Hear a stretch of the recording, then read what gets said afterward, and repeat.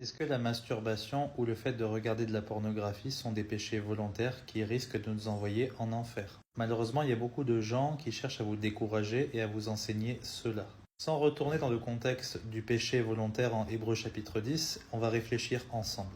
Bien sûr que ces deux choses sont des péchés aux yeux de Dieu et que je ne vous encourage pas à continuer là-dedans. Est-ce que vous croyez que moi, personnellement, j'aime quand je pêche? Est-ce que vous croyez que ça me fait plaisir d'être dans ce corps de mort, comme dit l'apôtre Paul? J'aimerais plutôt en être délivré et être présent avec Christ. Et je pense que c'est pareil pour vous.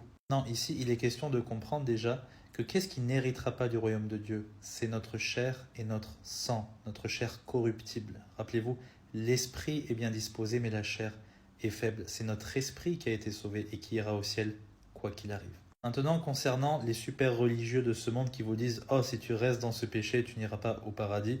Si tu te complais là-dedans, blablabla. » Ce sont en fait des hypocrites. Vous savez pourquoi? Parce que si on examinait leur vie, on pourrait aussi trouver des problèmes. On pourrait aussi trouver des péchés volontaires de leur côté. Le péché volontaire, ça marche pas seulement avec l'impudicité ou les péchés concernant la sexualité.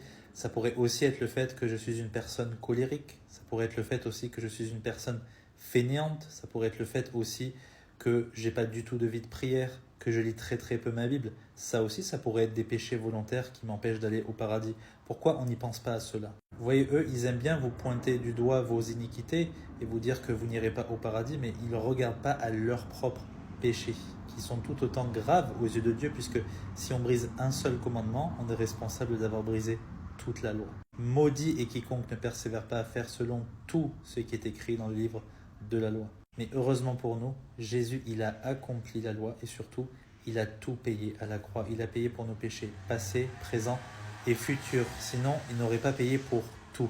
Jésus ne fait pas les choses à moitié. Il nous a déjà délivré des péchés qu'on va commettre aujourd'hui, demain, après-demain, etc. si nous croyons en lui. Vous voyez, ça, c'est un bien plus puissant motivateur que d'avoir la trouille de l'enfer, ce qui n'a aucun sens pour un chrétien puisque on n'est plus sous la condamnation. Je vais être motivé à faire la volonté de Dieu. Pourquoi? Parce qu'il m'a tant aimé. Je vais donc éprouver du remords concernant ses péchés et vouloir progresser en Christ. Même si ça va prendre des mois ou des années, c'est pas grave. Tant que j'éprouve du remords, tant que je progresse, tant que je prie. D'accord? Mon Dieu, il m'aime, il sait que je suis faillible, il sait que je suis un pécheur, il sait que je ne suis que poussière, et c'est pour ça qu'il va m'aider quoi qu'il arrive. Mon Dieu est bon, il est miséricordieux, et rien ne peut me séparer de son amour. Dieu ne va jamais briser sa promesse de vie éternelle qu'il m'a offerte gratuitement et que j'ai acceptée. J'espère que c'est clair pour vous, que Dieu vous bénisse.